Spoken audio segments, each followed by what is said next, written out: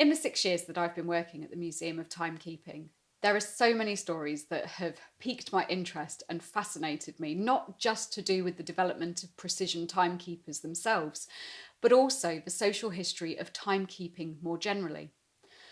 One that has really stood out to me is the fact that timekeeping didn't used to be standardised. This means that until the middle of the 18th, no, 19th century, it didn't matter where you were in the country. There wasn't one standard time. Every town, city, and village used their own time standard, using the exact solar time for their position on the globe. And this works very well. It means that you know exactly what time it is in Newark, Nottinghamshire, where we are now, but that might be several minutes adrift of where they were in London. It only really became a problem when transport links started to improve. Up until this time, the main veins, I suppose, of transport and travel in the country was all done by waterway. It didn't really matter if you were a few minutes adrift on the canals because everyone was chugging along at their own speed anyway. What changed everything was the advent of the railway. And when railways first were brought in as this wonderful new way of getting goods from A to B more quickly, more efficiently, and in a more timely fashion too, people realised very quickly that if you were setting a train from London to arrive at, let's say, Grantham station at midday, but Grantham is maybe 6 minutes ahead, you're going to have a problem if there's a train in the station that hasn't been released, because that London train is going to come and smack straight into the back of it. Now, the government first started calling for some kind of standardised time as early as 1848.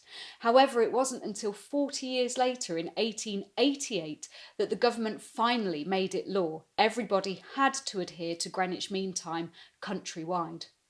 However, people are stubborn.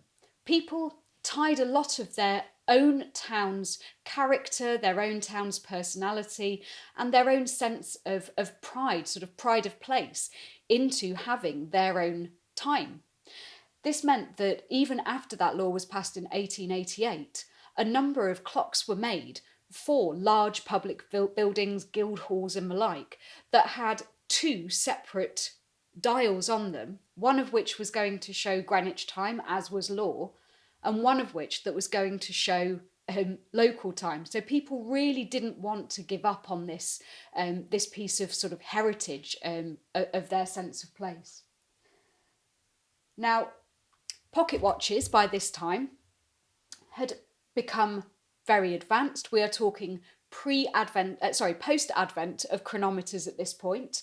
So their escapements were incredibly accurate, real precision timekeepers that would keep time in all sorts of weather conditions, etc. But they weren't easy to read because they were so often small and delicate and fine, and on a very smoky, steamy platform with the steam trains, it would be very hard to read the time.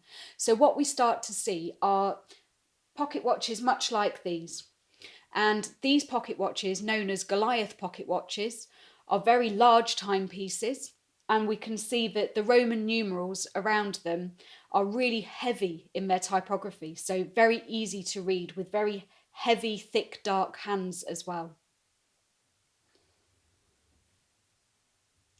So once everybody was using the Greenwich Mean Time, the question remained, how do you get that Greenwich Mean Time from London, where it was read at the Royal Observatory, to the rest of the country? This could be really problematic. However, using these very accurate pocket watches, they used the mail coaches to take the time around the country.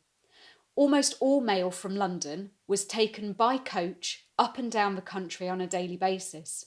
And as the mailman would deliver the post, he would also pass the time of day, and this is where that phrase comes from, to those collecting their letters. So they would give them the accurate Greenwich time from their pocket watches to those at the sorting offices or to those who they were hand delivering their letters to, who could then pass on the time of day to others as well. And that way the time was transported up and down the country, enabling all of us to be standardised to Greenwich Mean Time.